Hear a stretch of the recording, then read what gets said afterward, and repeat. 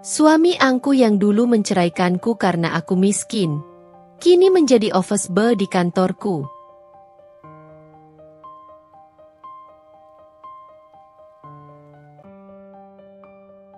Aku masih ingat hari itu. Langit mendung menggantung, seolah menandai akhir dari babak paling pahit dalam hidupku. Tegar berdiri di depanku, dengan ekspresi dingin yang tak pernah kutemui sebelumnya. Kata-kata yang meluncur dari bibirnya membuat jantungku hancur berkeping-keping. Aku tidak bisa hidup denganmu lagi, Laras. Kau hanya membawa beban dalam hidupku. Lihat dirimu, apa yang bisa kau berikan selain rasa malu? Aku hanya terdiam, mencoba menahan air mata yang memaksa keluar. Tegar, lelaki yang kucintai dengan sepenuh hati, yang pernah bersumpah akan selalu bersamaku, kini mencampakkanku seperti selembar kertas tak berguna. Alasannya sederhana, aku miskin. Keluargaku hanyalah pedagang kecil di pasar tradisional, sedangkan keluarganya terpandang, punya banyak usaha di berbagai kota. Waktu itu aku terlalu lemah untuk melawan. Aku hanya mengangguk, menyerahkan diriku pada takdir yang terasa begitu kejam. Aku meninggalkan rumah kami dengan membawa koper kecil berisi beberapa potong pakaian dan kenangan pahit. Tegar bahkan tak menoleh ketika aku pergi. 5 tahun berlalu sejak hari itu. Aku menatap diriku di cermin, mencoba mencari sisa-sisa Laras yang dulu. Tapi yang kulihat sekarang adalah sosok yang jauh berbeda. Aku bukan lagi wanita lemah yang rela diinjak harga dirinya. Setelah perceraian itu, aku memutuskan untuk bangkit. Dengan kerja keras dan doa tanpa henti, aku berhasil mendapatkan posisi yang tidak pernah kubayangkan sebelumnya. Manajer operasional di sebuah perusahaan besar. Hari-hariku dihabiskan dengan rapat, laporan, dan tanggung jawab yang terus bertambah. Aku belajar banyak dari setiap kesalahan dan tantangan yang kutemui di sepanjang jalan. Kehidupan memang tak selalu mudah, tapi aku menikmati setiap prosesnya. Hingga akhirnya, hidupku mencapai titik stabil. Aku punya pekerjaan yang mapan, apartemen kecil tapi nyaman, dan, yang terpenting, aku punya ketenangan yang dulu tak pernah kumiliki. Namun, hidup selalu punya cara mengejutkan kita. Pagi itu, seperti biasa, aku tiba di kantor lebih awal. Aku berjalan melewati lobi, menyapa beberapa kolega yang sudah tiba. Di depan lift, aku melihat seorang pria berusia sekitar 35 tahun, mengenakan seragam office boy. Rambutnya sedikit berantakan, dan wajahnya kusut seperti habis begadang semalaman. Dia berdiri membelakangiku, sibuk mengatur kereta berisi peralatan kebersihan. Ketika dia berbalik, mataku membelalak. Wajah itu, tidak mungkin aku salah mengenalinya. Wajah yang dulu selalu memenuhi mimpi-mimpiku, wajah yang sekaligus menjadi mimpi burukku. Tegar. Wajahnya tampak lebih tua dari usianya. Kerutan halus mulai menghiasi sudut matanya, dan kulitnya terlihat kusam. Dia jelas bukan lagi Tegar yang dulu penuh percaya diri dan angkuh. Tatapannya kosong, tapi saat matanya bertemu denganku, aku melihat kilasan rasa terkejut. Laras? Suaranya bergetar, nyaris tak percaya. Aku menatapnya dingin, menahan gejolak emosi yang tiba-tiba muncul. Kau bekerja di sini? Tanyaku singkat, tanpa nada ramah sedikit pun. Tegar mengangguk perlahan. Ya aku? Suaranya terputus, dan dia menunduk. Aku tidak mengatakan apa-apa lagi. Hanya menekan tombol lift dan menunggunya terbuka. Tegar berdiri di sana, tampak bingung dan canggung, seperti seorang anak kecil yang tertangkap basah berbuat kesalahan. Saat pintu lift terbuka, aku masuk tanpa melihat ke arahnya lagi. Aku bisa merasakan tatapannya yang penuh rasa bersalah menembus punggungku. Namun, aku tidak peduli. Di dalam lift, aku menarik napas dalam-dalam, mencoba menenangkan diri. Hatiku berdebar kencang, Bukan karena cinta atau rindu, melainkan campuran antara kemarahan dan kelegaan. Keadaan telah berbalik, dan aku kini berada di posisi yang dulu dianggap mustahil oleh Tegar. Ketika lift berhenti di lantai 10, aku melangkah keluar dengan langkah mantap. Aku tahu hari ini akan menjadi awal dari babak baru dalam hidupku. Babak yang akan membuktikan bahwa tidak ada yang lebih kuat dari seorang wanita yang pernah dihancurkan, tapi berhasil bangkit dengan kepala tegak. Bagaimana kelanjutannya? Perjalanan Laras menghadapi masa lalu yang datang kembali pasti penuh dengan liku-liku emosi. Jika Anda ingin pengembangan lebih lanjut, beritahu saya bagian mana yang harus digali lebih dalam. Hari itu berlalu dengan rutinitas seperti biasa. Aku menenggelamkan diri dalam tumpukan laporan, menelusuri angka-angka yang membutuhkan perhatian lebih. Namun, meski pikiranku berusaha fokus, bayangan Tegar terus muncul, seperti hantu yang tak diundang. Sore harinya, aku memutuskan untuk pulang lebih awal. Langit di luar sudah mulai memerah, memberi kesan hangat yang seolah mengejek suasana hatiku yang dingin. Di perjalanan pulang, aku memutar kembali kenangan lama. Bagaimana Tegar dulu dengan penuh percaya diri berkata bahwa aku tak pantas berdiri di sisinya. Namun, kini kenyataan berbicara sebaliknya. Aku tersenyum tipis, bukan karena bahagia, melainkan sebagai pengingat bahwa hidup memang penuh ironi. Beberapa hari berikutnya, aku sengaja menghindari interaksi langsung dengannya. Tapi tampaknya semesta punya cara lain. Ketika aku hendak meninggalkan ruangan rapat, seseorang menabrakku dengan setumpuk dokumen di tangan. Kertas-kertas itu berhamburan ke lantai. Aku mendongak dan mendapati Tegar berdiri di sana. Wajahnya pucat pasi. "Maaf, saya tidak sengaja," katanya pelan sambil buru-buru memunguti dokumen yang berserakan.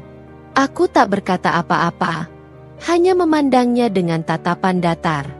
Setelah semua dokumen kembali ke tangannya, dia berdiri dengan canggung. "Terima kasih," ucapnya pelan sebelum berbalik pergi. Langkahnya terasa berat, seperti menanggung beban yang tak kasat mata. Aku hanya menghela napas, lalu melanjutkan langkahku. Malam itu, aku duduk di balkon apartemenku, memandang lampu-lampu kota yang berkerlip seperti kunang-kunang. Hati kecilku bertanya-tanya apa yang sebenarnya terjadi pada hidup Tegar, hingga membawanya ke titik seperti ini. Tapi aku menepis rasa ingin tahu itu, menggantinya dengan kesadaran bahwa aku tidak perlu peduli lagi. Beberapa minggu kemudian, aku dipanggil ke ruang direksi untuk rapat penting. Saat aku berjalan menuju ruangan itu, aku melihat Tegar di sudut lobi, sibuk mengepel lantai.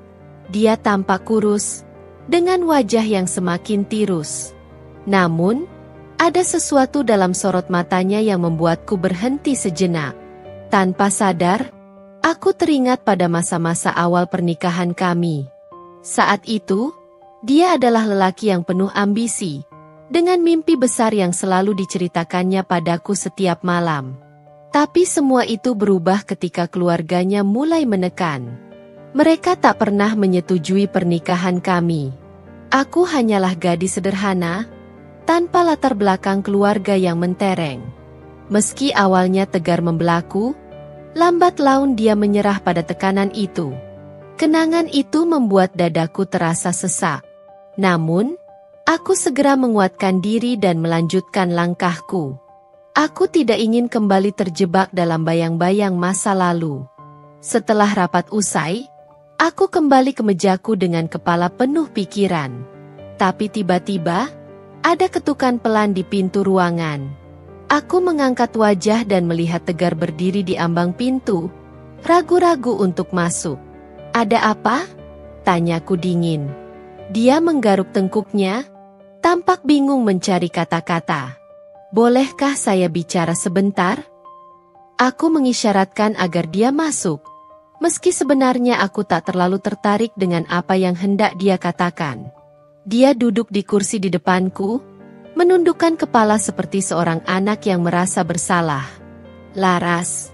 Suaranya lirih, hampir tak terdengar. Aku tahu, aku tidak pantas bicara padamu setelah semua yang terjadi.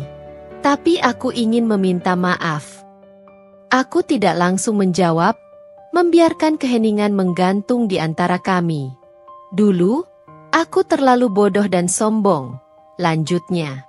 Aku pikir uang dan status adalah segalanya. Aku salah.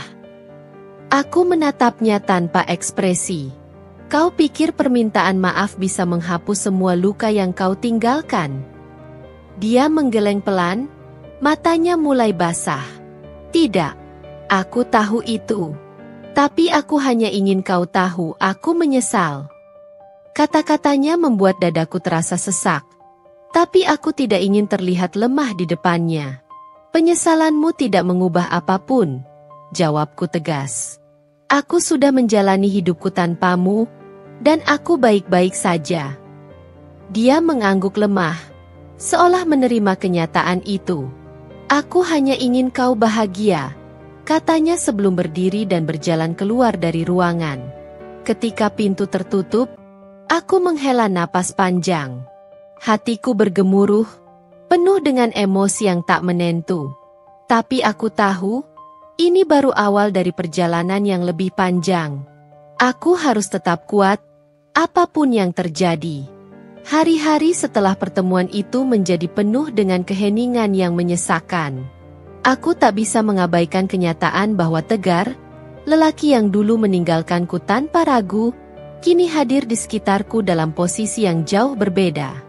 Namun, aku tetap menjaga sikapku. Tak ada ruang dalam hidupku untuk simpati yang tak perlu. Suatu pagi, aku tiba di kantor lebih awal dari biasanya.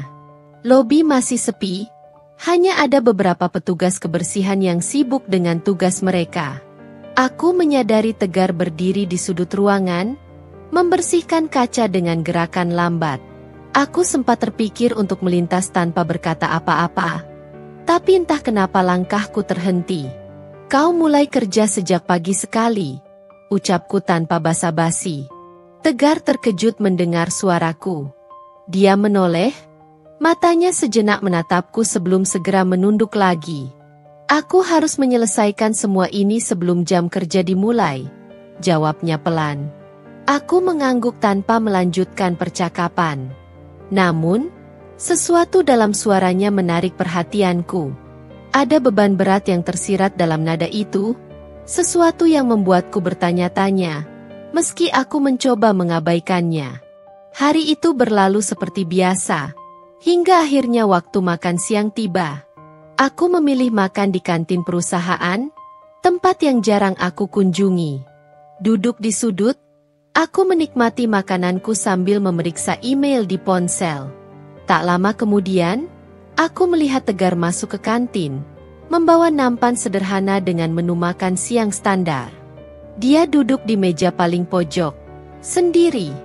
Sekilas, aku melihatnya makan dengan perlahan, seperti seseorang yang terbiasa menghitung setiap suapannya. Wajahnya yang dulu selalu terlihat penuh percaya diri kini tampak lelah dan kosong. Aku merasa ada banyak cerita yang tersembunyi di balik sosok yang tampak rapuh itu. Malam itu, di apartemenku yang sepi, pikiranku tak bisa berhenti mengembara. Aku teringat kembali pada masa-masa awal pernikahan kami. Bagaimana aku dan Tegar dulu saling mendukung, berbagi mimpi meski kami berasal dari dunia yang berbeda. Namun, mimpi itu berubah menjadi abu ketika tekanan dari keluarganya mulai menghancurkan segalanya. Aku mencoba melupakan semua itu dengan bekerja lebih keras keesokan harinya.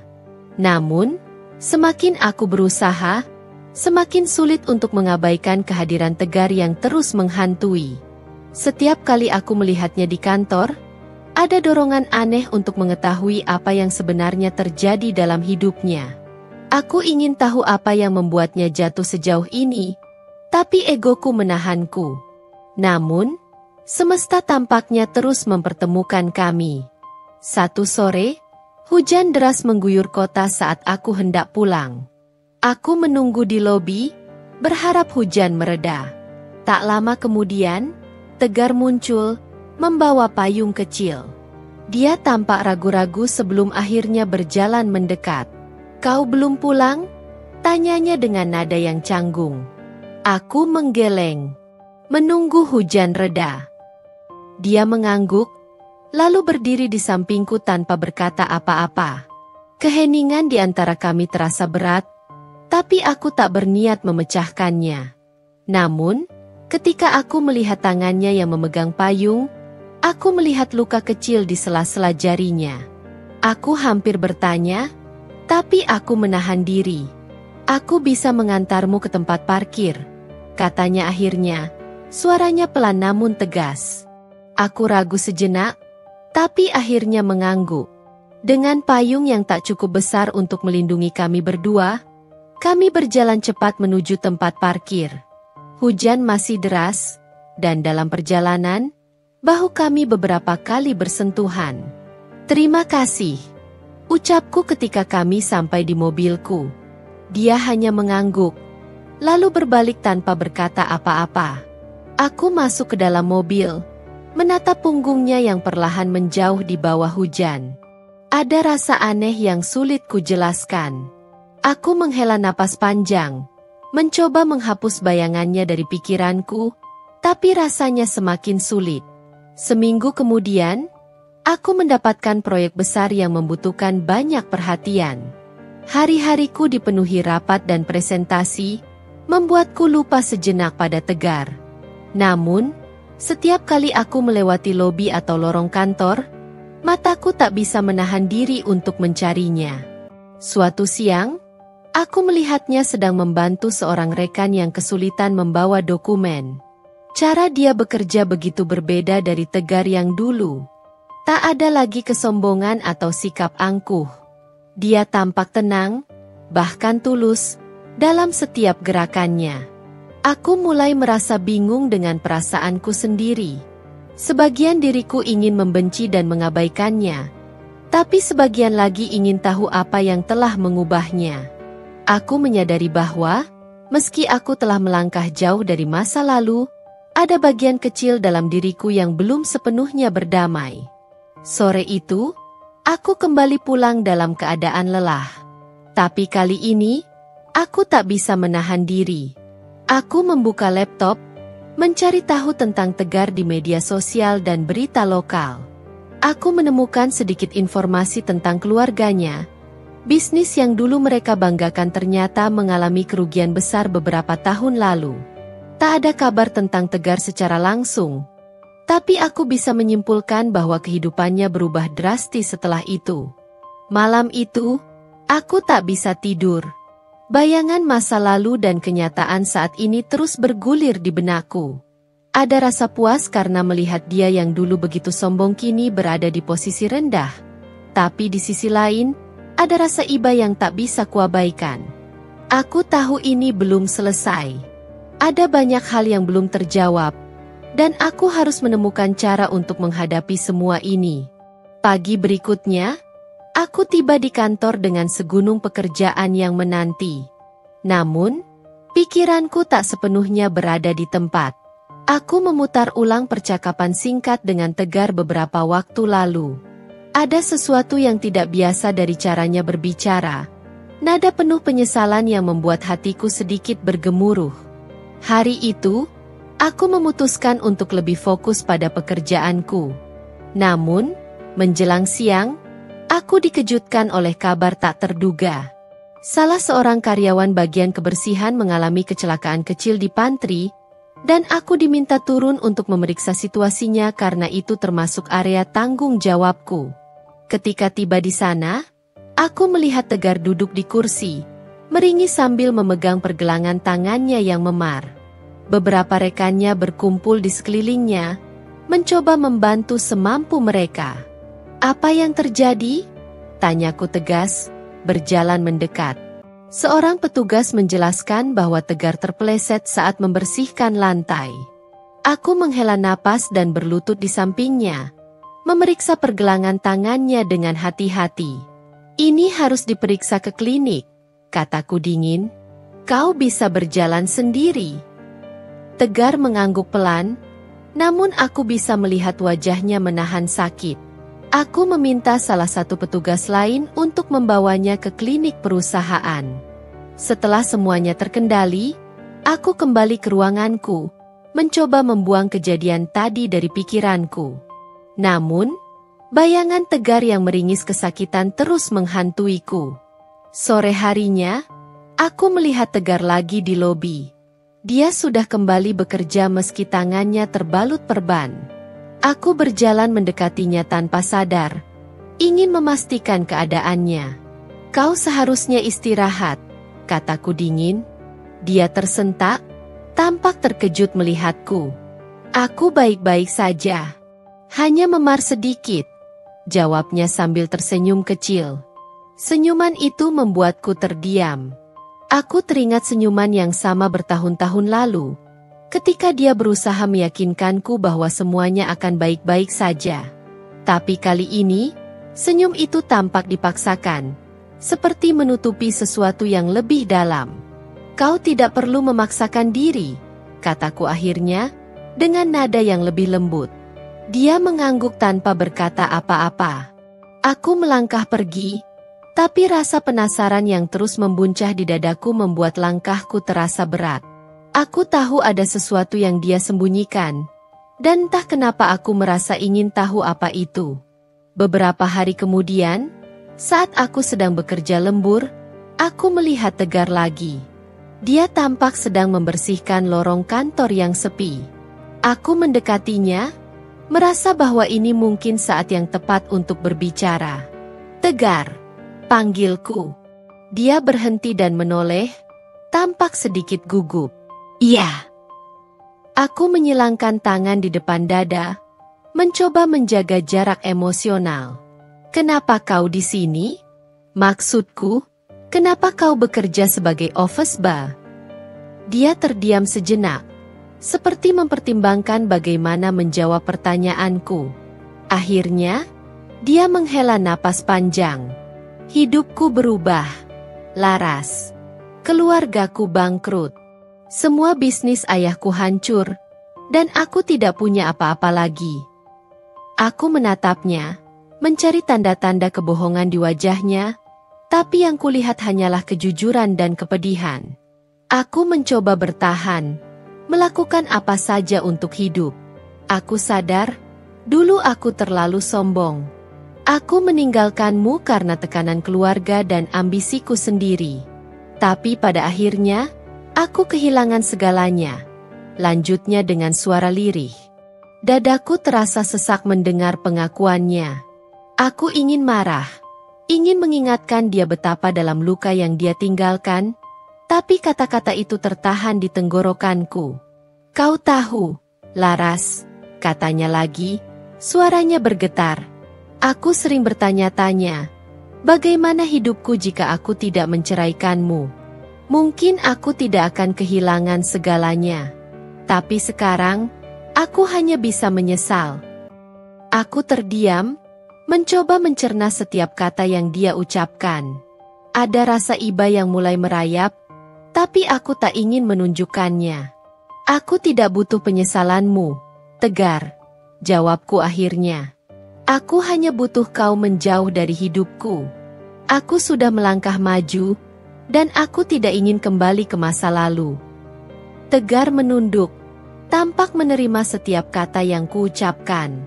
Tapi sebelum aku pergi, dia berkata dengan suara pelan, nyaris tak terdengar, "Aku hanya ingin kau tahu, aku benar-benar minta maaf."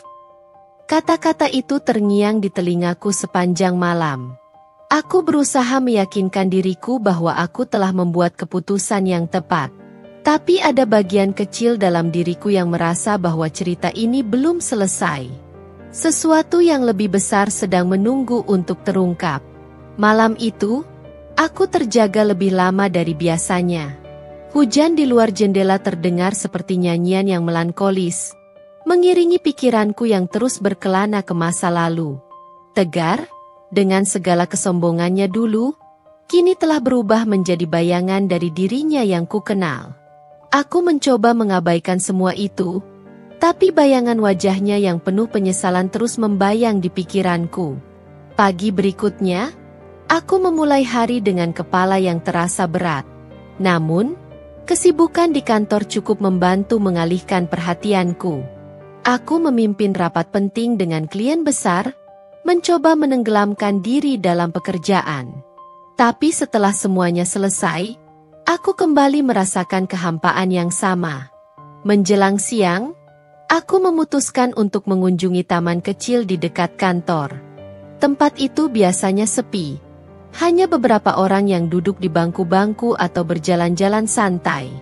Aku membawa kopi dan duduk di bangku di bawah pohon rindang, menikmati angin sepal-sepal yang mengusir panas siang. Saat aku sedang asyik memandangi bunga-bunga yang bermekaran, aku mendengar suara langkah kaki mendekat. Aku menoleh dan melihat Tegar berdiri beberapa meter dariku. Dia tampak ragu, seperti tidak yakin apakah dia harus menghampiriku atau tidak. "Ada apa lagi?" tanyaku dengan nada dingin. Dia menghela napas sebelum menjawab. "Aku tidak bermaksud mengganggumu. Aku hanya ingin bicara, jika kau mengizinkan." Aku menatapnya tajam, mencoba menilai apakah ini hanya dalih untuk mencari simpati. Namun, ada kejujuran dalam sorot matanya yang sulit untuk diabaikan. Dengan enggan, aku mengisyaratkan agar dia duduk di bangku sebelahku. Dia duduk dengan hati-hati, menjaga jarak di antara kami. Beberapa detik berlalu dalam keheningan sebelum dia akhirnya berbicara. "Aku tahu aku tidak pantas berada di sini, Laras. Tapi aku merasa perlu menjelaskan sesuatu," katanya dengan suara pelan. "Dulu, aku berpikir bahwa meninggalkanmu adalah jalan terbaik. Aku ingin mengikuti ambisi keluargaku, dan aku takut kau akan menjadi beban." Aku mendengarkan tanpa menyela, meski hatiku terasa perih mendengar kata-kata itu. Tapi setelah semuanya hilang, uang, status, semua yang kupikir penting, aku sadar bahwa aku telah kehilangan hal yang paling berharga. "Aku kehilanganmu," lanjutnya, suaranya bergetar. "Dan sekarang, aku hanya seorang pria yang mencoba bertahan, melakukan pekerjaan apapun untuk hidup." Aku menarik napas dalam-dalam, mencoba menenangkan emosi yang mulai membuncah. "Kau tidak bisa datang begitu saja dan berharap aku akan memaafkanmu, Tegar. Luka yang kau tinggalkan terlalu dalam." Dia mengangguk, tampak menerima setiap kata yang kuucapkan. "Aku tidak berharap kau memaafkanku, Laras. Aku hanya ingin kau tahu bahwa aku benar-benar menyesal." Aku mengalihkan pandangan, menatap hamparan bunga yang tertiup angin. "Penyesalanmu tidak akan mengubah apapun. Aku sudah membangun hidupku kembali, dan aku tidak butuh kehadiranmu." Dia terdiam, lalu berdiri perlahan. "Aku mengerti.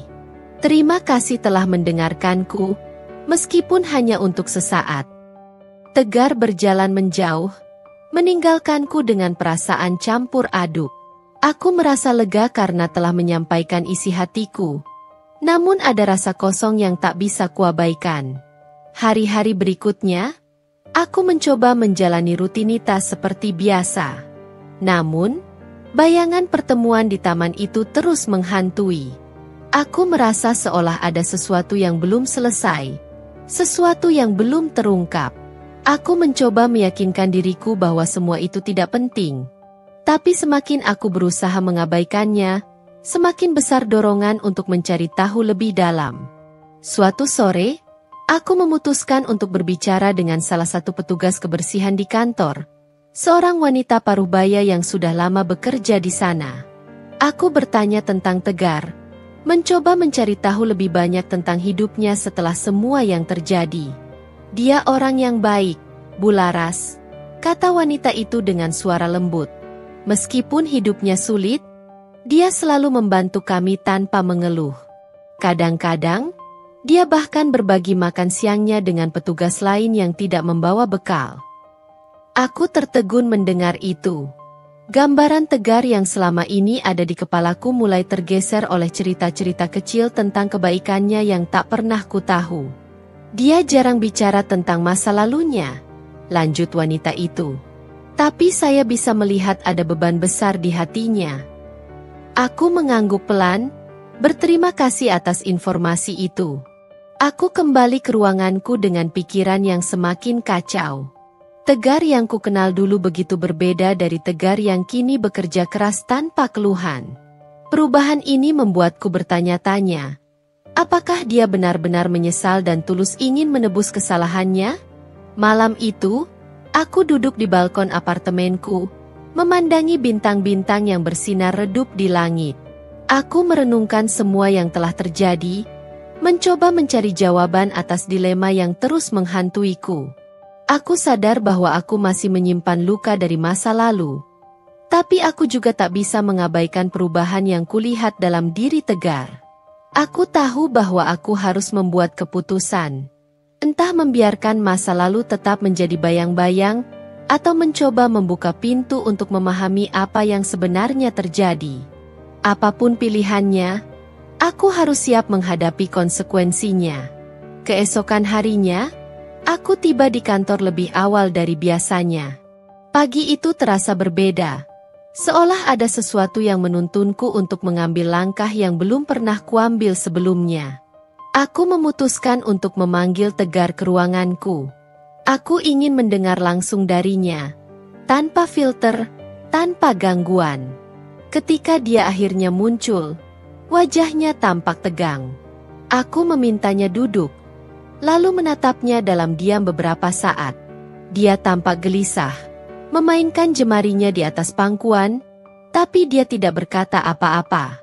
Aku ingin tahu segalanya, ucapku akhirnya. Apa yang sebenarnya terjadi setelah kau menceraikanku? Kenapa hidupmu berubah begitu drastis? Tegar menghela napas panjang, seolah melepaskan beban yang sudah lama dipendam. Setelah aku meninggalkanmu, aku pikir segalanya akan berjalan mulus. Keluargaku punya rencana besar, dan aku percaya bahwa aku akan mencapai puncak. Tapi tak lama setelah itu, bisnis ayahku mulai runtuh. Keputusan-keputusan buruk dan investasi yang salah menghancurkan semuanya. Aku mencoba membantu, tapi aku hanya membuat keadaan semakin buruk.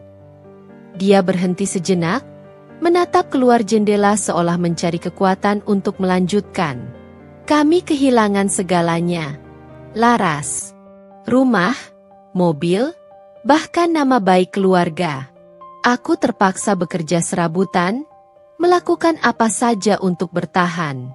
Tapi selama itu, aku tak pernah berhenti memikirkanmu.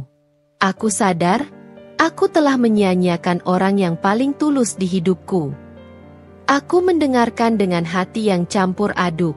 Bagian dari diriku ingin memarahi dia, mengingatkan bagaimana aku dulu ditinggalkan tanpa alasan yang jelas.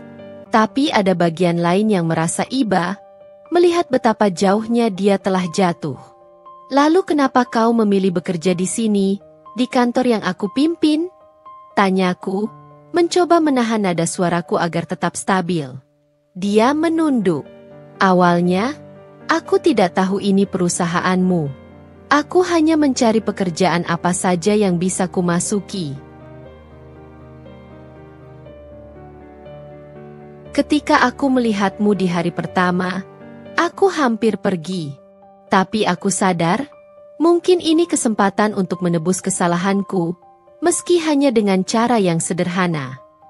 Kau pikir dengan bekerja di sini, semuanya akan membaik? Tanyaku, suaraku mulai bergetar. Kau pikir aku akan melupakan semua yang kau lakukan? Dia mengangkat wajahnya, matanya menatapku dengan penuh penyesalan. Aku tidak berharap kau melupakan atau memaafkan, Laras. Aku hanya ingin melakukan sesuatu, apapun itu, untuk sedikit mengurangi rasa bersalahku. Aku terdiam. Kata-katanya begitu jujur, begitu berat, hingga sulit untuk kupahami sepenuhnya. Aku merasa seperti berdiri di tengah badai, mencoba memutuskan arah mana yang harus kuambil. Hari-hari setelah percakapan itu menjadi semakin membingungkan. Aku merasa terjebak dalam pusaran emosi yang tak menentu. Setiap kali aku melihat Tegar bekerja, aku merasa ada jarak yang tak bisa dijembatani antara kami, meski dia kini hanya seorang office boy di kantorku. Namun, suatu sore ketika aku hendak pulang, aku melihat pemandangan yang membuatku tertegun. Di luar gedung, Tegar tampak membantu seorang ibu tua yang kesulitan membawa barang belanjaannya. Dia melakukannya dengan begitu tulus, tanpa ragu atau mengharapkan imbalan. Pemandangan itu membuatku bertanya-tanya, apakah aku terlalu keras padanya? Apakah perubahan yang kulihat benar-benar mencerminkan penyesalan yang tulus? Aku mencoba mengabaikan perasaan itu, tapi hati kecilku mulai ragu.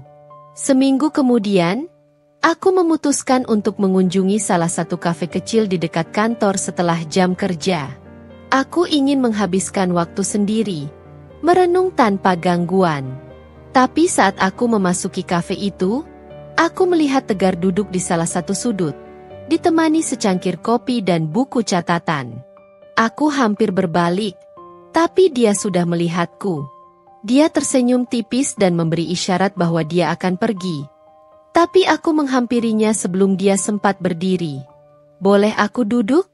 tanyaku, mencoba menahan keraguan yang menyelimuti. Dia tampak terkejut, tapi segera mengangguk. Aku duduk di depannya, membiarkan keheningan menyelimuti kami sejenak sebelum akhirnya berkata, "Apa yang kau tulis?" Dia menatap buku catatannya, lalu menutupnya perlahan. Hanya catatan kecil tentang hidupku. Aku mencoba menulis untuk mengingatkan diriku sendiri agar tidak mengulang kesalahan yang sama. Aku menatapnya dalam diam, mencoba mencerna kata-katanya. "Kau benar-benar berubah, ya?" tanyaku akhirnya. Suaraku lebih lembut dari yang kuharapkan. Dia tersenyum pahit. "Aku tidak punya pilihan selain berubah, Laras. Hidup mengajarkanku dengan cara yang paling keras." Aku mengangguk, merasa bahwa percakapan ini akan membawa sesuatu yang lebih besar. Aku sadar, aku belum sepenuhnya berdamai dengan masa lalu. Tapi mungkin, dengan memahami apa yang telah terjadi pada Tegar, aku juga bisa menyembuhkan diriku sendiri. Malam itu, percakapan kami mengalir tanpa beban. Aku mendengar kisahnya dengan lebih terbuka, sementara dia menceritakan setiap detail dengan hati-hati. Meski luka itu masih ada, untuk pertama kalinya aku merasa bahwa aku bisa mulai melepaskan beban yang selama ini kupikul. Pagi itu, aku tiba di kantor dengan perasaan yang tak menentu. Percakapan semalam dengan Tegar terus terngiang-ngiang di pikiranku. Rasanya, untuk pertama kali setelah bertahun-tahun, aku mulai melihat sisi lain dari dirinya. Sisi yang mungkin selama ini tersembunyi di balik ego dan ambisi. Namun, suasana kantorku tampak lebih tegang dari biasanya. Beberapa rekan kerja berbisik-bisik di lorong, dan aku menangkap beberapa frasa seperti audit mendadak dan pelanggaran prosedur. Hatiku mencelos. Aku segera menuju ruanganku dan memanggil asistenku untuk mendapatkan penjelasan. "Ada apa ini?" tanyaku sambil menatap wajahnya yang tampak cemas. "Asisten manajer dari divisi keuangan sedang diselidiki, Bu Laras. Ada dugaan penyalahgunaan dana perusahaan," jawabnya dengan suara pelan. Dadaku berdebar. Ini masalah serius. Dan aku tahu betul bahwa skandal seperti ini bisa merusak reputasi perusahaan. Aku segera meminta laporan lengkap dan mempersiapkan diri untuk rapat darurat yang dijadwalkan siang itu. Saat rapat berlangsung, ketegangan terasa memuncak. Aku memimpin diskusi dengan tegas, memastikan bahwa penyelidikan berjalan dengan transparan dan adil. Namun, di tengah pembahasan, salah satu manajer menyebutkan nama yang membuatku terpaku. "Tegar Dwiantara," ucapnya. Dia salah satu yang terakhir berinteraksi dengan dokumen keuangan yang sedang diaudit. Aku menatapnya tajam. "Kau yakin?" Manajer itu mengangguk. "Kami sedang mengumpulkan bukti. tapi namanya muncul di beberapa dokumen penting. Darahku berdesir. Ini seperti pukulan telak yang menghantamku dari arah yang tak terduga. Setelah rapat usai, aku memanggil Tegar ke ruanganku. Dia masuk dengan wajah tenang, meskipun aku bisa melihat ada kegelisahan di matanya. "Kau tahu kenapa aku memanggilmu, kan?" tanyaku tanpa basa-basi. Dia mengangguk pelan. "Aku mendengar kabar tentang audit itu." "Kau terlibat?" tanyaku langsung. Suaraku lebih dingin dari biasanya. Tegar menatapku, lalu menggeleng. "Aku tidak mencuri atau menyalahgunakan dana apapun, Laras. Tapi aku tahu aku berada di posisi yang sulit. Aku hanya menjalankan tugas membersihkan dokumen dan ruang arsip. Kalau ada jejakku di dokumen itu hanya karena pekerjaanku." Aku menatapnya lekat-lekat, mencoba mencari tanda-tanda kebohongan. Namun, seperti sebelumnya, sorot matanya tetap jujur, meski ada bayangan kelelahan di sana. "Aku akan memastikan penyelidikan ini berjalan adil," kataku akhirnya. "Tapi jika aku menemukan bukti bahwa kau terlibat, aku tidak akan ragu untuk mengambil tindakan." Tegar mengangguk, menerima ultimatumku tanpa perlawanan. "Aku mengerti, Laras. Aku tidak akan lari dari tanggung jawab." Hari-hari berikutnya dipenuhi ketegangan. Aku memeriksa laporan demi laporan, mencoba mencari kejelasan. Namun, bukti yang ada belum cukup untuk menuduh siapapun secara pasti. Yang lebih mengganggu, beberapa dokumen penting tampak hilang, seolah-olah ada seseorang yang dengan sengaja menghapus jejaknya. Sementara itu, Tegar tetap bekerja seperti biasa, meskipun aku tahu tekanan yang dia hadapi pasti luar biasa. Aku menangkap beberapa bisikan rekan kerja tentang dirinya, tuduhan tanpa bukti yang menyebar seperti api di tengah keringnya suasana kantor. Namun, dia tidak pernah membela diri atau menunjukkan emosi. Itu justru membuatku semakin ragu. Satu malam, ketika aku lembur untuk meninjau dokumen tambahan, aku mendengar suara langkah kaki dari lorong yang seharusnya sudah sepi. Aku segera keluar dari ruanganku dan melihat sosok Tegar berjalan cepat menuju ruang arsip. Ada sesuatu yang mencurigakan dari gerak-geriknya, dan tanpa berpikir panjang, aku mengikutinya. Aku berdiri di balik pintu, mengintip dari celah kecil. Tegar tampak memeriksa rak dokumen dengan cermat, seolah mencari sesuatu. Aku memutuskan untuk menghadangnya. "Apa yang kau lakukan di sini malam-malam begini?" tanyaku tegas. Dia tampak terkejut, tapi segera menguasai diri. "Aku mencari dokumen yang hilang. Aku pikir, jika aku bisa menemukannya, aku bisa membersihkan namaku." "Kau pikir aku akan percaya begitu saja?" Aku menatapnya tajam. "Apa kau benar-benar yakin tidak ada yang kau sembunyikan?" Dia menatapku balik dengan tatapan penuh kesungguhan. "Laras, aku tahu kau punya banyak alasan untuk tidak mempercayaiku. Tapi aku bersumpah, aku tidak bersalah. Aku hanya mencoba membuktikan itu." Aku terdiam, hati dan pikiranku bertarung sengit. Di satu sisi, aku ingin mempercayainya. Tapi di sisi lain, aku tahu bahwa aku tidak bisa begitu saja mengabaikan semua kecurigaan ini. Namun, sebelum aku sempat berkata apa-apa lagi, suara pintu terbuka di ujung lorong membuat kami berdua menoleh. Seseorang masuk dengan langkah tergesa, membawa sebuah map coklat di tangannya. Aku mengenali sosok itu sebagai salah satu staf dari divisi keuangan. Dia tampak kaget melihat kami, tapi kemudian mencoba menguasai diri. "Apa yang kau lakukan di sini?" tanyaku curiga. Staf itu terbata-bata menjawab, Saya hanya ingin memastikan dokumen ini aman." Aku menatap map yang dia bawa, lalu melirik Tegar, yang tampak sama terkejutnya denganku.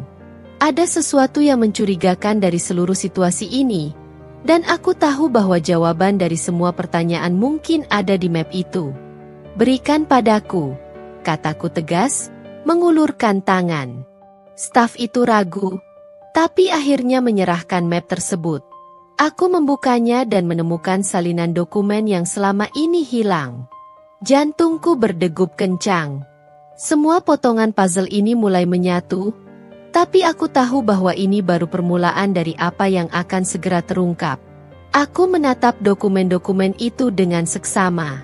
Angka-angka dan catatan yang ada di dalamnya mencerminkan transaksi-transaksi mencurigakan yang selama ini menjadi pusat penyelidikan. Namun, yang paling mengejutkan adalah sebuah tanda tangan yang seharusnya tidak ada di sana. Tanda tangan ini, aku berbisik, lalu menatap staf yang tadi menyerahkan map. Kau tahu apa ini, kan? Wajahnya pucat, bibirnya bergetar. Bu, saya hanya menemukan dokumen ini di ruang arsip. Saya tidak tahu apa-apa. Kau berbohong, potongku tajam. Mataku tak lepas dari wajahnya. Bagaimana dokumen yang hilang tiba-tiba muncul di tanganmu di waktu seperti ini? Tegar berdiri di sebelahku, tampak bingung tapi tetap tenang. Laras, kita harus hati-hati. Mungkin dia hanya dimanfaatkan oleh seseorang, katanya dengan nada rendah. Aku menatap Tegar sejenak, lalu menghela napas panjang. Ada terlalu banyak teka-teki yang belum terjawab, dan aku tahu penyelidikan ini belum bisa berhenti di sini. Baiklah, kataku sambil menatap staf tersebut. Kau akan ikut denganku ke ruang rapat. Kita akan membahas ini bersama tim investigasi. Jika kau jujur, aku akan memastikan namamu tetap bersih. Dia mengangguk dengan enggan, lalu kami bertiga berjalan menuju ruang rapat. Di sepanjang jalan, aku merasa punggungku seperti ditusuk ribuan mata dari staf yang masih bekerja lembur. Mereka mungkin sudah mendengar desas-desus tentang audit ini dan tak sabar menunggu hasilnya. Di ruang rapat, aku memanggil beberapa manajer dan kepala divisi yang terlibat dalam penyelidikan. Kami memeriksa dokumen tersebut secara detail, mencari petunjuk yang mungkin terlewat. Tegar duduk di sudut ruangan. Wajahnya serius, matanya sesekali memandang ke arahku seolah mencoba membaca pikiranku. Ada sesuatu yang aneh di sini, kata salah satu kepala divisi, menunjuk angka tertentu dalam laporan. Ini seperti pola pengalihan dana yang terencana, tapi pelakunya sangat hati-hati. Mereka hanya meninggalkan sedikit jejak. Aku mengangguk, memutar otak untuk mencari tahu siapa yang mungkin cukup licik untuk melakukan ini. Kita perlu akses penuh ke semua transaksi digital perusahaan dalam 6 bulan terakhir. Cari tahu siapa saja yang terlibat dalam setiap proses. Tegar tiba-tiba angkat bicara. Kalau boleh saran, periksa juga pola komunikasi antar divisi. Ada kemungkinan pelaku berkomunikasi di luar sistem resmi perusahaan. Semua mata tertuju padanya, termasuk aku. Meski posisinya hanya sebagai office boy, saran itu terdengar masuk akal. Aku memberi isyarat pada tim IT untuk segera menindaklanjuti. Selama beberapa hari berikutnya, suasana kantor semakin tegang. Penyidikan berjalan intens, dan aku mendapati diriku terus-menerus memikirkan peran Tegar dalam semua ini. Meski dia mengaku tidak terlibat, bukti-bukti yang muncul belum sepenuhnya menghapus namanya dari daftar tersangka. Sampai akhirnya, satu malam aku menerima telepon dari kepala divisi IT. Bu Laras, kami menemukan sesuatu, katanya dengan nada mendesak. Anda harus segera datang ke ruang server. Aku bergegas ke sana, perasaan cemas bercampur penasaran. Sesampainya di ruang server, kepala divisi IT menunjukkan serangkaian log aktivitas yang menunjukkan akses ilegal ke sistem keuangan perusahaan. Nama pengguna yang terlibat membuatku terhenyak. Itu adalah nama salah satu manajer senior yang selama ini aku percayai. Ini tak mungkin, gumamku, mencoba mencerna kenyataan ini. Dia, Dia orang yang selalu mendukungku sejak awal. Log ini tidak bisa dipalsukan, Bu, kata Kepala I tegas. Kami juga menemukan bukti transfer ke rekening pribadi di luar negeri. Aku menarik napas panjang, lalu mengangguk. Hubungi tim hukum dan persiapkan laporan resmi. Kita akan segera memanggil orang ini. Esok harinya, aku memimpin rapat darurat untuk menghadapi manajer senior tersebut. Wajahnya tampak tegang saat dia duduk di kursi, dikelilingi oleh tim investigasi. Aku membuka pertemuan dengan nada dingin. Kami telah menemukan bukti yang cukup untuk menyimpulkan bahwa Anda terlibat dalam pengalihan dana perusahaan, kataku sambil menatap langsung ke matanya. Dia mencoba membela diri, tapi bukti yang kami sajikan terlalu kuat untuk dibantah. Akhirnya, dia mengakui segalanya. Bagaimana dia menyalahgunakan posisinya untuk memanipulasi sistem, bagaimana dia memanfaatkan celah di prosedur, dan bahkan bagaimana dia mencoba menyalahkan Tegar untuk menutupi jejaknya. Aku merasakan kelegaan yang aneh saat akhirnya kasus ini terpecahkan. Tapi di balik itu, aku juga merasa marah dan dikhianati. Kepercayaan yang kuberikan selama ini disalahgunakan, dan itu menyisakan luka yang dalam. Setelah rapat usai, aku menemukan Tegar duduk di pantry kantor, menatap cangkir kopinya dengan ekspresi lelah. Aku mendekatinya, duduk di kursi di sebelahnya tanpa berkata apa-apa. Akhirnya, semuanya terungkap, kataku pelan. Dia mengangguk, lalu tersenyum tipis. Aku senang bisa membantumu, meski hanya sedikit. Aku menatapnya, mencoba mencari kata-kata yang tepat untuk diucapkan. Tapi yang keluar hanyalah, terima kasih. Dia menoleh padaku, tatapannya lembut namun penuh makna. Aku hanya ingin menebus kesalahanku, Laras. Itu saja. Dalam keheningan itu, aku merasa ada sesuatu yang berubah. Hubungan kami, meski penuh luka dan keraguan, mulai menemukan arah baru. Aku belum tahu apa yang akan terjadi selanjutnya. Tapi untuk pertama kalinya, aku merasa ada harapan di tengah segala kerumitan ini. Namun, harapan itu hanya bertahan sekejap. Hari berikutnya, isu baru mencuat. Ada gosip yang beredar di kalangan staf bahwa Tegar memiliki hubungan khusus dengan seseorang di divisi keuangan. Namanya Dita, seorang wanita muda dengan wajah manis dan senyum yang selalu membuat suasana lebih ringan. Gosip itu menyebar dengan cepat, dan seperti api yang dikipasi angin, semakin banyak orang mulai berbicara tentang mereka berdua. Aku berusaha menahan diri untuk tidak terpengaruh, tapi pikiranku tak bisa tenang. Meski aku tahu ini mungkin hanya rumor, ada rasa tak nyaman yang menjalar dalam hatiku. Aku memutuskan untuk memanggil Tegar ke ruanganku lagi. Kali ini, aku perlu jawaban yang jelas. Dia masuk dengan raut wajah serius, mungkin sudah menduga bahwa aku akan menanyakan sesuatu yang penting. Aku dengar gosip tentang kau dan Dita. Aku memulai tanpa basa-basi. Apa itu benar?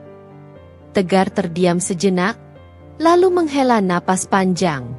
Aku tidak tahu bagaimana gosip itu bisa muncul.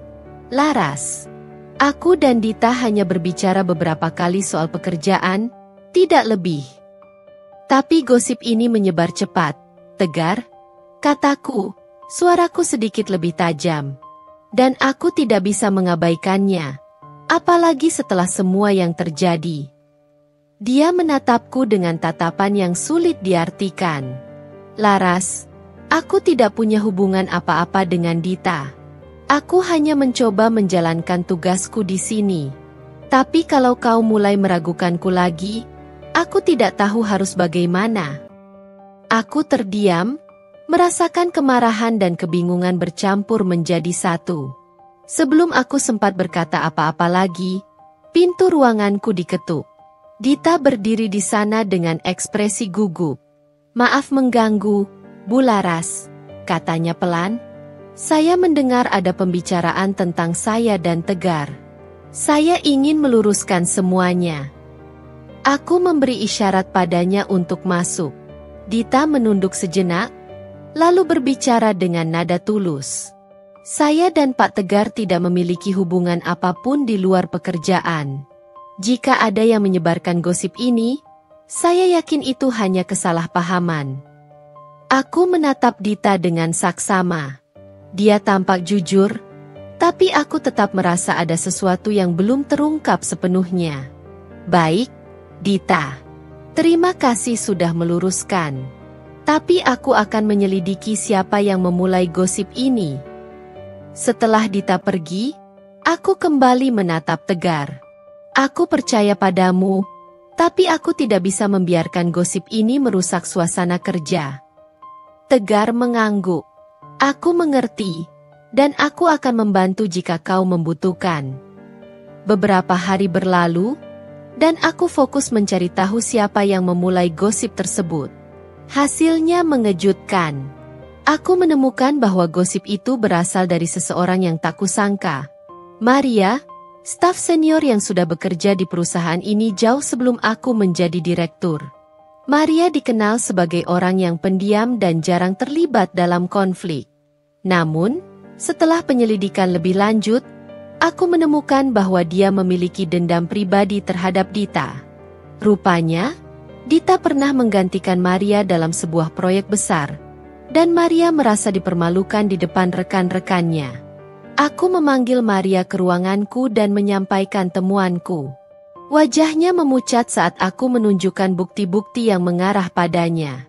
Saya hanya kesal, Bu, katanya dengan suara bergetar. Tapi saya tidak bermaksud menyakiti siapapun.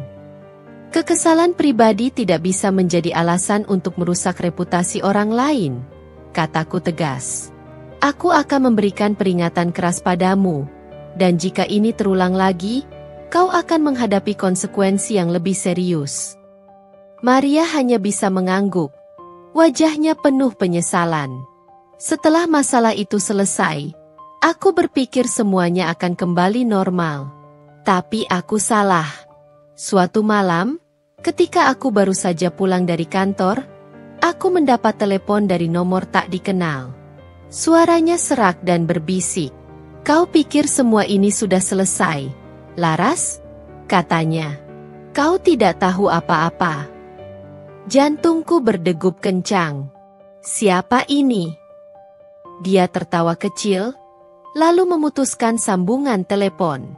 Aku berdiri terpaku, mencoba mencerna apa yang baru saja terjadi.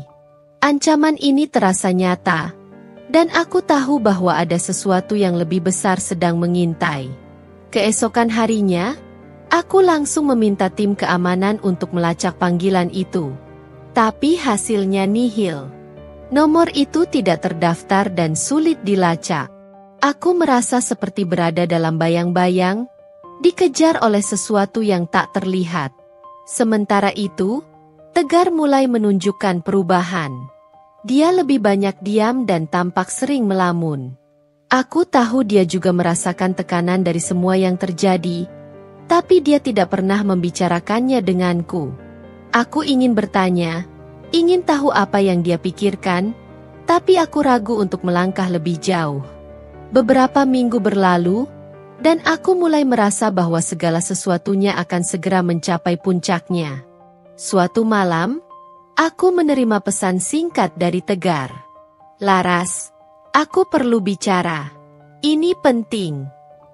Aku membalasnya dengan singkat, mengatur waktu untuk bertemu di sebuah kafe dekat kantor. Saat aku tiba, Tegar sudah menunggu. Wajahnya tampak kusut. Apa yang terjadi? Tanyaku langsung. Dia menghela napas panjang. Aku menemukan sesuatu, Laras. Ada dokumen yang menunjukkan bahwa dana yang dialihkan bukan hanya melibatkan manajer senior itu. Ada orang lain yang lebih berkuasa di balik semua ini. Aku terkejut. Siapa? Tegar menatapku dengan ragu, seolah-olah takut mengatakannya. Nama orang itu ada di dalam sistem. Tapi aku belum punya bukti kuat. Aku hanya ingin kau tahu bahwa kita harus berhati-hati. Hatiku berdebar kencang. Jika yang dikatakan Tegar benar, maka masalah ini jauh lebih besar dari yang kubayangkan. Aku tahu, langkah berikutnya harus diambil dengan sangat hati-hati. Apapun yang akan terjadi, aku harus siap menghadapi kebenaran. Walaupun itu berarti menyentuh sisi gelap yang selama ini tersembunyi. Aku menatap Tegar dengan mata yang penuh tanya, hati berdegup lebih kencang. Apa maksudmu dengan lebih berkuasa? Siapa yang terlibat? Tegar menggelengkan kepala, jelas terlihat ada kegelisahan di wajahnya. Aku tidak tahu pasti, Laras. Tapi aku menemukan beberapa dokumen yang menunjukkan adanya aliran dana besar ke pihak luar, dan nama seseorang yang sangat berpengaruh di perusahaan ini ada di dalamnya. Aku takut ini bisa merusak semuanya. Aku menatapnya, mencoba mencerna setiap kata yang dia ucapkan.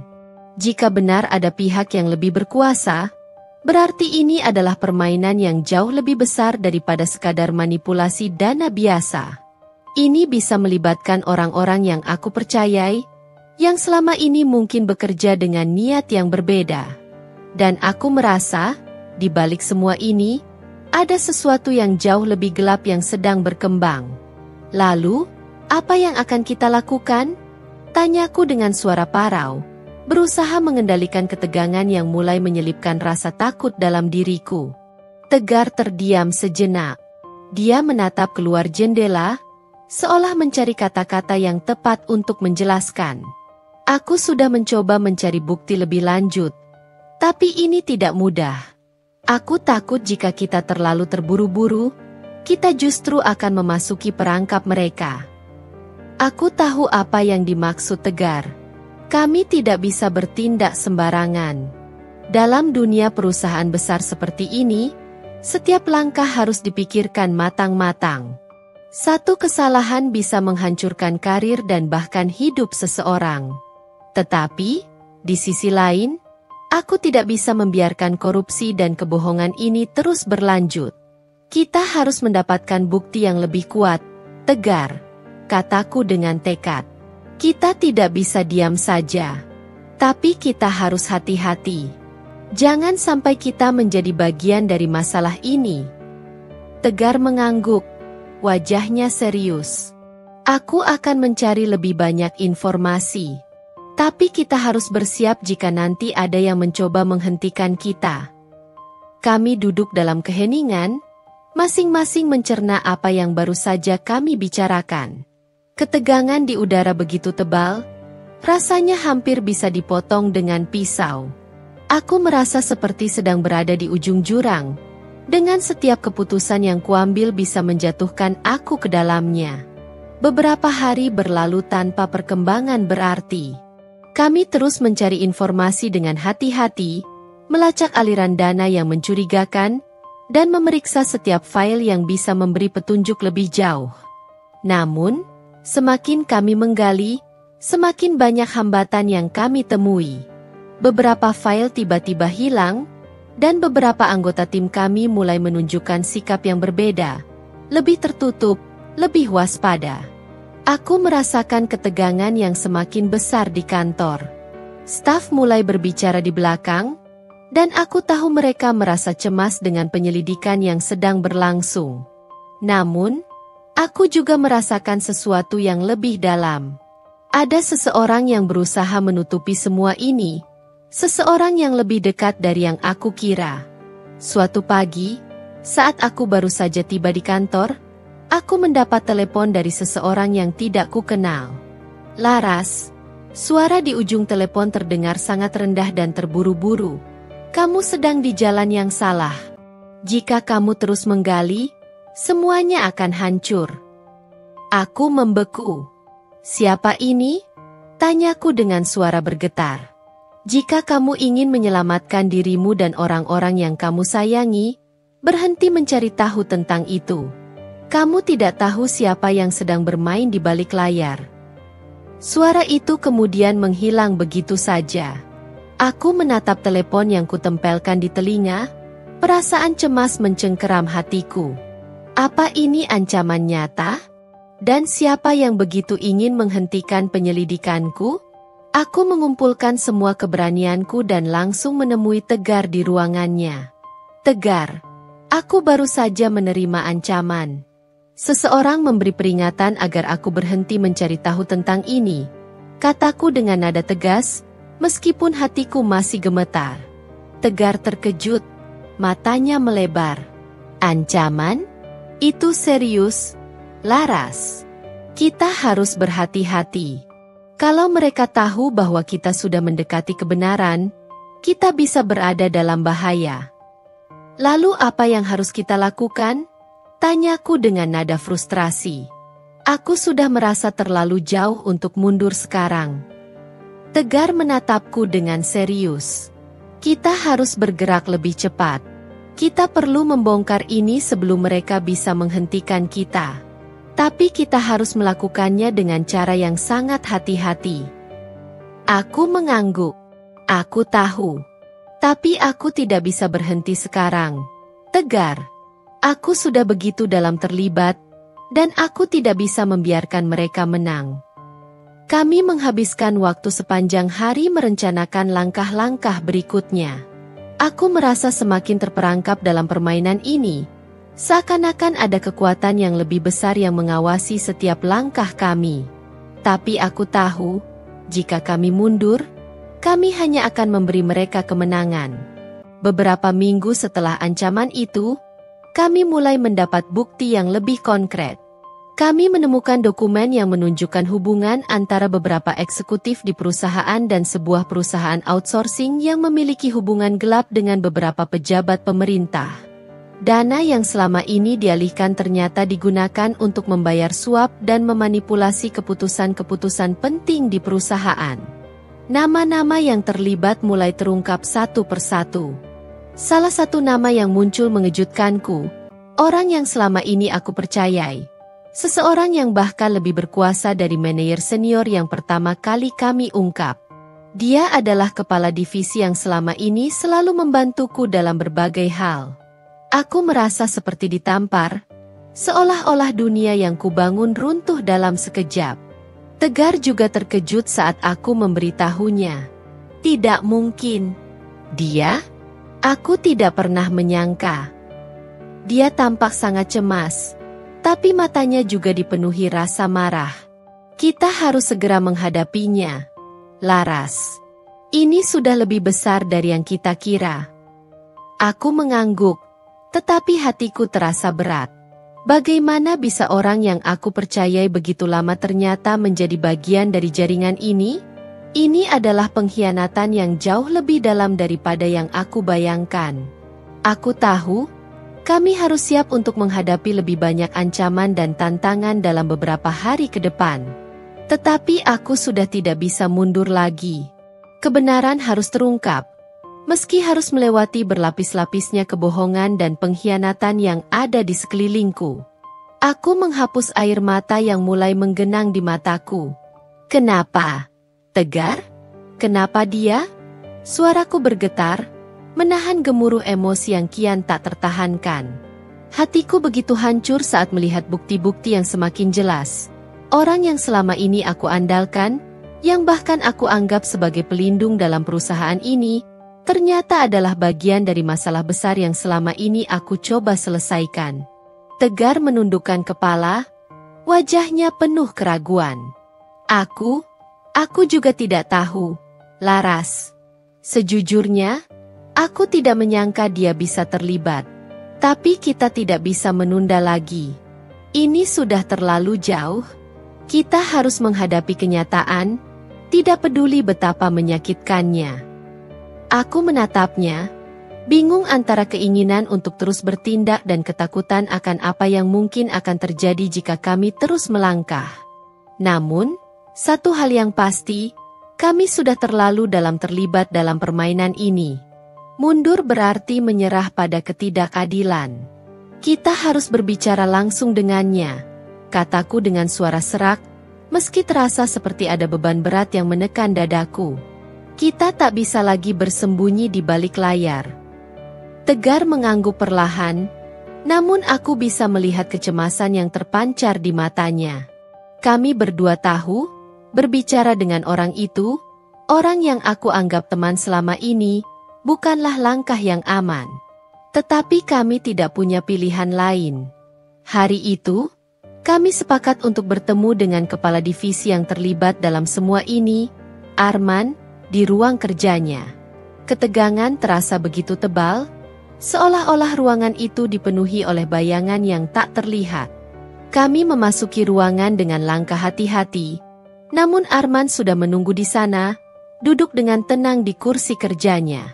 Wajahnya tampak tak terbaca, namun aku tahu dalam hatinya, dia pasti tahu kami sudah mengetahui semuanya. Aku mencoba menyembunyikan kegugupan, berusaha berbicara dengan tegas. Arman, kami tahu tentang semuanya. Apa yang kau lakukan selama ini adalah pengkhianatan. Kami punya bukti yang cukup untuk melaporkan semua ini. Dia tersenyum tipis. Senyum yang terasa lebih seperti ejekan daripada kebahagiaan. Bukti? Suaranya lembut namun penuh penekanan. Bukti apa yang kalian miliki? Kalian pikir kalian bisa menghentikan semuanya hanya dengan beberapa dokumen? Tegar mendekat. Suaranya mulai meninggi. Jangan salah, Arman. Kami tahu kau terlibat dalam penipuan ini. Kami punya cukup bukti untuk menghancurkan karirmu, dan lebih dari itu, kita bisa melaporkan ini ke pihak berwenang. Arman memandang kami dengan mata yang penuh ketidakpedulian. Pikirkan baik-baik, Laras. Jika kalian melaporkan ini, semuanya akan hancur. Bukan hanya karirmu, tapi hidup kalian akan terancam. Ini lebih besar daripada yang kalian bayangkan. Aku merasa tubuhku kaku, seolah-olah ada dinding tebal yang menghalangi napasku. Apa yang dia katakan terasa begitu nyata, begitu menghantui. Namun, aku juga tahu kalau aku mundur, maka aku hanya akan menjadi bagian dari kebohongan yang lebih besar lagi. Aku tidak takut, Arman, kataku, berusaha menahan gemetar dalam suaraku. Aku akan melawan, apapun yang terjadi. Aku tidak akan biarkan semuanya berjalan begitu saja. Tegar mendekatkan tubuhnya, berdiri di sampingku, memberikan dukungan yang aku butuhkan. Kita tidak sendirian, Laras. Kita punya kebenaran di pihak kita. Apapun yang terjadi, kita akan menghadapi ini bersama. Arman menyandarkan tubuhnya pada kursinya, melemparkan pandangan tajam pada kami. Kalian pikir kalian bisa menang? Semua orang yang mencoba melawan kami sudah hancur, termasuk kalian. Aku merasakan keringat dingin menetes di pelipis. Kata-kata Arman bagaikan duri yang menusuk. Mungkin dia benar. Mungkin kami memang tak punya cukup kekuatan untuk menghadapi kekuatan besar yang ada di belakangnya. Namun, rasa takut itu aku buang jauh-jauh. Jika aku menyerah, maka aku akan kehilangan segalanya, termasuk martabatku. Tegar memecah keheningan. Kami tidak takut padamu, Arman. Kami sudah cukup tahu siapa dirimu yang sebenarnya. Kami akan melawan, tidak peduli apa yang kau ancamkan. Arman tertawa pelan, tapi tawanya terdengar kosong, tanpa kebahagiaan. Kalian tidak tahu apa yang kalian hadapi. Jangan menyesal setelah semuanya terlambat. Kami meninggalkan ruangan itu dengan langkah berat. Namun tekad kami semakin kuat. Kami tahu, apa yang baru saja kami lakukan adalah titik balik. Tidak ada jalan mundur lagi. Kami harus bertahan. Keesokan harinya, suasana kantor terasa mencekam. Ada perubahan yang mencolok. Semua orang tampak cemas, berbisik-bisik, dan aku tahu, informasi tentang pertemuan kami dengan Arman sudah tersebar. Beberapa kolega yang dulu selalu tersenyum padaku kini menghindar, sementara yang lainnya justru memandangku dengan tatapan penuh curiga. Aku duduk di ruanganku, mencoba untuk tetap tenang meskipun hati ini bergejolak. Tegar duduk di hadapanku, wajahnya serius. Kita harus segera bergerak, Laras. Kita tidak punya banyak waktu. Mereka pasti sedang mempersiapkan langkah berikutnya untuk menutup mulut kita. Aku mengangguk, jantung berdegup semakin cepat. Semua yang terjadi terasa semakin cepat, semakin mendesak. Jika kami tidak bertindak segera, semua yang telah kami perjuangkan akan sia-sia. Tegar berdiri dan berjalan mendekat, meletakkan tangannya di bahuku. Kita akan baik-baik saja, Laras. Kita hanya perlu sedikit waktu lagi. Kita sudah hampir sampai pada ujungnya. Aku menatap matanya dengan penuh harap, berusaha untuk meyakinkan diri sendiri bahwa kami benar-benar akan melewati ini. Namun, di dalam hatiku, aku merasa ada sesuatu yang lebih besar lagi yang masih menunggu di depan. Kami sedang berhadapan dengan kekuatan yang lebih besar dari sekadar penipuan atau manipulasi. Kami sedang melawan sistem yang telah dibangun selama bertahun-tahun. Malam itu, aku merasa tidak bisa tidur. Pikiran-pikiran tentang ancaman Arman dan apa yang mungkin terjadi jika kami gagal terus menghantui.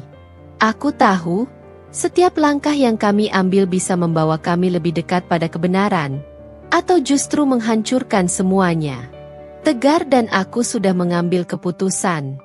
Kami akan melaporkan semua yang kami temukan ke pihak berwajib, meskipun itu berarti harus menghadapi lebih banyak bahaya dan pengorbanan. Tetapi dalam hati, aku tahu satu hal yang pasti, kami tidak bisa berhenti sekarang. Apapun yang terjadi, kami harus terus maju. Pagi itu, udara terasa lebih berat dari biasanya. Keheningan kantor seolah memeluk setiap sudut dengan ketegangan yang mencekam. Kami, Tegar dan aku, sudah mempersiapkan diri untuk langkah besar yang harus kami ambil. Tidak ada lagi ruang untuk mundur.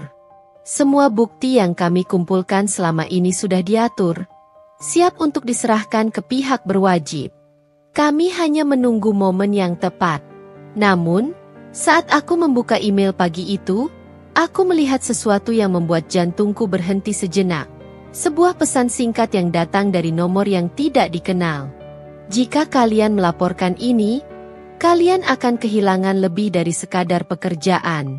Hati-hati, Laras. Pesan itu bukan hanya ancaman kosong. Itu adalah peringatan yang datang dari seseorang yang sudah mengetahui apa yang kami rencanakan. Aku merasa tubuhku kaku, tak tahu harus berbuat apa. Bagaimana mungkin mereka tahu? Tegar melihat ekspresi wajahku yang berubah saat aku membaca pesan itu. Laras, apa yang terjadi? Tanyanya dengan nada cemas. Ada pesan mereka tahu. Mereka tahu kita akan melaporkan semuanya. Jawabku, suara serak. Ini bukan hanya ancaman kosong. Ini serius. Tegar menatapku dengan ketegasan yang menambah keyakinanku. Kita tidak bisa mundur, Laras. Mereka akan terus mengancam sampai kita berhenti. Tapi kita sudah hampir sampai. Ini bukan saatnya untuk ragu. Kami berdua memutuskan untuk terus maju, melaporkan semua yang kami temukan ke pihak berwajib. Namun, ketika kami sedang menyiapkan segala dokumen dan bukti, sesuatu yang lebih buruk terjadi. Arman, yang sejak pertemuan terakhir kami terus mengamati dari jauh, datang ke ruanganku. Senyumnya kali ini lebih dingin dan menakutkan. Tidak seperti senyum percaya diri yang biasa dia tunjukkan. Laras, Tegar, suara Arman menggema di ruangan itu, lebih berat dari sebelumnya. Kalian pikir kalian bisa menang? Kalian pikir kalian bisa mengubah segalanya dengan bukti yang kalian temukan? Aku berdiri, wajahku dipenuhi rasa marah yang membara. Kita tidak bisa membiarkan ini terus berlanjut, Arman. Kebenaran harus terungkap. Dan jika kamu terlibat, kamu akan menghadapi akibatnya. Arman mendekat, menatapku dengan mata yang penuh ancaman. Kalian tidak tahu apa yang kalian hadapi. Selama ini, kalian bermain di papan catur yang lebih besar dari yang kalian bayangkan. Aku bukan satu-satunya pemain dalam permainan ini. Kata-katanya menggetarkan dinding ketenanganku. Apa maksudnya? Jika bukan Arman yang mengendalikan semuanya, siapa yang sebenarnya ada di balik layar? Aku merasakan ketegangan yang semakin memuncak, seolah seluruh dunia ini mulai menghimpitku. Jika kamu merasa ini adalah akhir yang bisa kamu hadapi, lanjut Arman, suaranya semakin dingin, aku sarankan kalian berpikir 2 kali. Karena jika kalian melangkah lebih jauh, kalian akan menyesal. Aku menggertakkan gigi. Kami sudah melangkah terlalu jauh. Arman, tidak ada jalan kembali. Tegar mendekatkan tubuhnya, menggenggam bahuku dengan erat. Kita harus segera melapor ke polisi, Laras. Waktunya sudah habis. Namun, sebelum kami sempat bergerak, Arman dengan cepat mengeluarkan ponselnya dan menekan sebuah tombol. Tidak lama kemudian, pintu ruangan terbuka, dan beberapa orang yang aku kenal sebagai staf keamanan, memasuki ruangan. Mereka menatap kami dengan pandangan kosong, dan aku tahu bahwa ini adalah langkah terakhir Arman untuk menggagalkan kami. Apakah kalian yakin ingin melanjutkan ini? Arman bertanya dengan nada yang sangat rendah, hampir seperti ancaman yang mengerikan. Tegar melangkah maju, menghadapi situasi yang semakin mencekam. Kita tidak akan mundur, Arman. Kami sudah tahu apa yang kamu lakukan, dan kami akan membawa ini ke pengadilan. Kamu tidak bisa menghindari hukum selamanya. Tiba-tiba, salah satu dari orang-orang yang masuk ruangan itu bergerak maju, menahan Tegar dengan tangan yang kuat. Kamu lebih baik berhenti sekarang juga, Tegar, kata orang itu. Suaranya penuh ancaman. Kamu tahu akibatnya jika kalian terus melawan. Aku merasakan jantungku berdegup kencang. Tapi aku tidak akan menyerah. Tidak sekarang. Tidak setelah semua yang sudah terjadi. Aku menatap Arman dengan tatapan penuh kebencian. Kita tahu apa yang terjadi di sini, Arman. Kamu bisa mengancam kami dengan cara apapun, tapi kami akan tetap maju. Tidak ada yang bisa menghentikan kami. Arman menyeringai, langkahnya semakin dekat. Kalian masih terlalu naif. Laras, aku sudah menghadapi orang-orang yang lebih kuat dari kalian. Kalian tidak tahu siapa yang benar-benar mengendalikan semuanya. Pikiran itu mencekamku. Siapa yang sebenarnya ada di balik semua ini? Siapa yang mengendalikan permainan ini dengan tangan besi? Aku merasa dunia ini semakin gelap dan penuh jebakan yang tak terlihat. Saat itulah semuanya berubah. Di luar gedung, suara sirene terdengar memecah ketegangan yang semakin tebal. Polisi akhirnya datang, diiringi oleh beberapa wartawan yang mulai mengabadikan momen itu. Seseorang di dalam kantor kami telah melaporkan kami. Kami akhirnya mendapatkan dukungan yang selama ini kami butuhkan. Arman terdiam, wajahnya memucat. Dia sadar bahwa semua usaha untuk menutup-nutupi kebenaran sudah gagal. Polisi mulai memasuki ruangan, membawa serta bukti-bukti yang kami kumpulkan, dan Arman tidak bisa lagi menghindar. Ketegangan yang sempat menghimpit dada kami akhirnya mereda. Arman yang dulu begitu kuat, kini terlihat terpojok dan tak berdaya. Polisi membawanya pergi, dan aku merasa sedikit lega, meskipun masih ada rasa cemas yang menghantui. Kami telah memenangkan pertarungan ini, tetapi aku tahu perjuangan kami belum berakhir. Ketika semuanya selesai, Tegar menatapku dengan tatapan yang penuh rasa hormat. Kamu luar biasa, Laras. Kita sudah melakukannya. Kita berhasil mengungkap semuanya. Aku mengangguk. Meskipun perasaan dalam diriku masih campur aduk. Keberhasilan ini datang dengan harga yang mahal. Kami mungkin telah mengungkap kebenaran, tetapi dunia yang kami kenal tidak akan pernah sama lagi. Kini, Kami harus menjalani hidup dengan penuh kesadaran bahwa segala sesuatu yang tampak indah bisa dihancurkan dalam sekejap. Aku menatap Tegar, dan untuk pertama kalinya sejak semua ini dimulai, aku merasa ada harapan baru. Kami telah menghadapinya bersama, dan meskipun perjalanan kami belum selesai, kami tahu bahwa kebenaran telah dimenangkan. Namun, sebuah pertanyaan tetap mengganggu pikiranku. Siapa yang sebenarnya mengendalikan permainan ini? Dan apa yang akan kami hadapi selanjutnya? Hari itu, langit tampak lebih cerah dari sebelumnya. Setelah pertempuran panjang yang melelahkan, akhirnya kami melihat titik terang di ujung terowongan. Arman dibawa pergi oleh polisi, dan segala bukti yang kami kumpulkan terungkap ke publik. Nama kami mulai dikenal.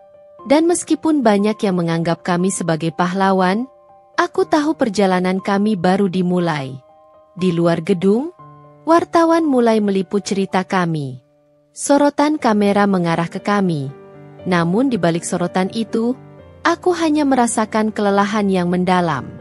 Tegar berdiri di sampingku, memberikan dukungan yang tak tergoyahkan. Kami berdua tahu, meskipun kami telah menang dalam pertempuran ini, dunia yang kami kenal tidak akan pernah sama lagi. Saat kami melangkah keluar dari gedung, aku menatap Tegar dengan mata yang penuh emosi. Ini bukan akhir, Tegar. Ini baru permulaan, kataku pelan, namun pasti. Tegar mengangguk. Senyumnya menunjukkan keyakinan yang mendalam. Kita sudah melawan ketidakadilan, Laras. Apapun yang terjadi, kita sudah melakukan hal yang benar. Aku menatap ke depan, memandang dunia yang penuh tantangan.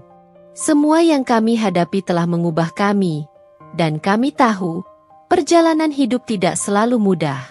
Namun, kami berdua telah belajar satu hal yang sangat penting, bahwa kebenaran, meskipun kadang terlambat terungkap, selalu memiliki cara untuk menang.